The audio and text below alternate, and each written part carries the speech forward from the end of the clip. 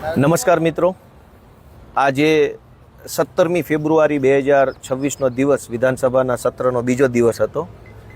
આજે અમે લોકોએ ગૃહમાં શું કામ કર્યું એ હું ગુજરાતની જનતાને જણાવું, કેમ કે ગુજરાતની વિધાનસભાનું લાઈવ પ્રસારણ ક્યાંય આવતું નથી, એટલે અંદર શું ચાલે છે એ જનતાને કંઈ ખબર પડી શકે નહીં. એટલે આપણે એવો પ્રયત્ન કરીએ છીએ કે બને ત્યાં સુધી ધારાસભ્ય તરીકે અમે શું કામકાજ કર્યું એ બાબતની માહિતી લોકો સુધી પહોંચાડવી.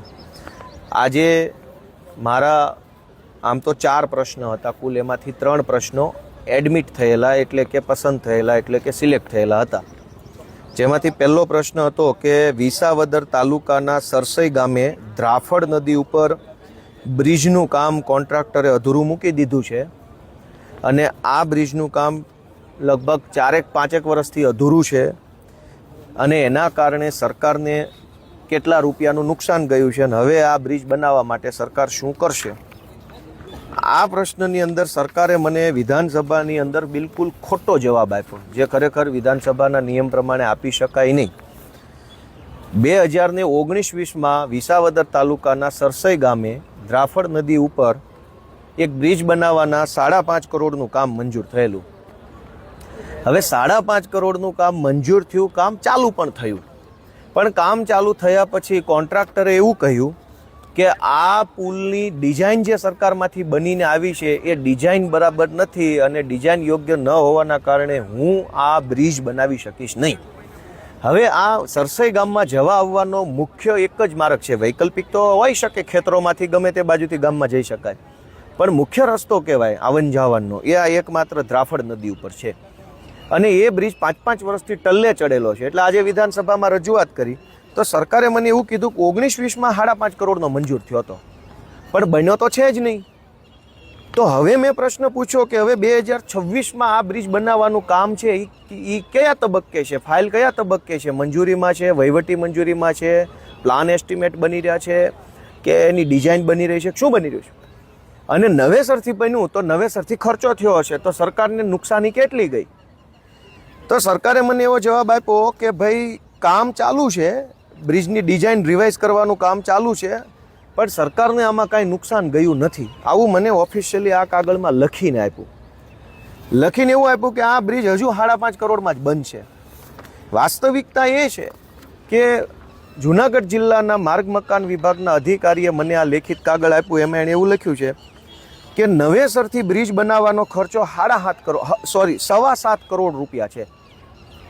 જિલ્લાના અધિકારી એમ કહે છે કે હવે નવો બ્રિજ જે 2026માં બનશે એ 7.5 કરોડના ખર્ચે બનશે. સરકાર એમ કહે છે કે હજુ 5.5 કરોડના ખર્ચે બનશે.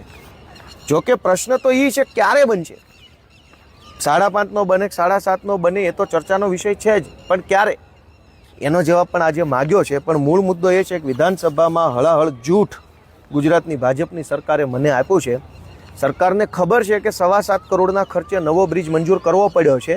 નવો બ્રિજ એટલે મંજૂર કરવો પડ્યો કે જૂના કોન્ટ્રાક્ટરે કામ ટલ્લે ચડાવી દીધું અને સરકાર કોન્ટ્રાક્ટરોનું કંઈ કરી શકી નહીં, કેમ કે કોન્ટ્રાક્ટરો પાસેથી ચૂંટણી ફંડ પહેલાં લીધું હોય તો જ કોન્ટ્રાક્ટ આપ્યો હોય. એટલે કોન્ટ્રાક્ટરોથી દબાઈ ગયેલી સરકારને તે 1.25 કરોડ રૂપિયાનું નુકસાન કરાવી નાખ્યું. ક્યાં 1.25 કરોડ લેવા જશો? અને 1.25 કરોડ રૂપિયા 5.5નો બ્રિજ 7.5માં બનશે, પણ જનતાને 5 વર્ષ સુધી તકલીફ ભોગવવી પડી, એનું શું? બીજો મારો આજે મુદ્દો હતો વિધાનસભામાં કે વિસાવદર તાલુકાના મોણિયા ગામથી સરસઈ થઈ સત્તાધાર યાત્રાધામને જોડતો મોણિયા વડલી ફાટક રોડ, એ મોણિયા વડલી ફાટક રોડ બનાવવા બાબતે ઘણી બધી વખત રજૂઆત કરવામાં આવી છે, પણ ટલ્લે ચડાવવાનું કામ થઈ રહ્યું છે. એની રજૂઆત આજે આપણે વિધાનસભામાં મૂકી છે. અને આજે મારો ત્રીજો પ્રશ્ન વિધાનસભામાં એવો રજૂ કર્યો કે અને આમ તો આખા જૂનાગઢ જિલ્લામાં કે કોન્ટ્રાક્ટરોને કામ સોંપી દીધા પછી કામ ચાલુ કરતા નથી, અને એના ઘણા કારણો છે, વિડીયોમાં નથી કહેવા, પણ આમ તો આખા ગુજરાતમાં આ પ્રશ્ન ચાલે છે કે કોન્ટ્રાક્ટરોને સરકારે કોન્ટ્રાક્ટ આપી દીધા પછી સમયસર કામ ચાલુ પણ નથી કરતા અને પૂરું પણ નથી કરતા. તો આવી રીતે કેટલા એવા રોડ છે કે જેમાં કોન્ટ્રાક્ટરને કામ મળી ગયા પછી પણ કામ ચાલુ નથી કરતા, અને કોન્ટ્રાક્ટરો કામ નથી કરતા તો સરકાર એને કંઈ કહી શકે એમ છે કે કેમ? આ બાબતનો મુદ્દો મેં આજે ઉપસ્થિત કર્યો છે. આ સિવાય આજે વિધાનસભા સત્રની અંદર વિધાનસભાનું લાઈવ કરવામાં આવે એની માંગણી અમે આમ આદમી પાર્ટી તરફથી મૂકી છે.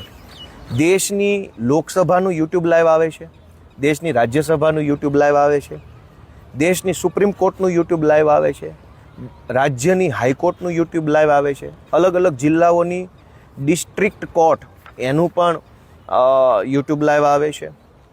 આ સિવાય દરેક નેતાઓની જે કાંઈ વક્તવ્ય હોય એ પણ લાઈવ આવે છે. બધું જ લાઈવ આવે છે, તો ગુજરાતની વિધાનસભાનું લાઈવ કેમ આવતું નથી, આ બાબતે આજે અમે વિધાનસભામાં રજૂઆત કરી છે.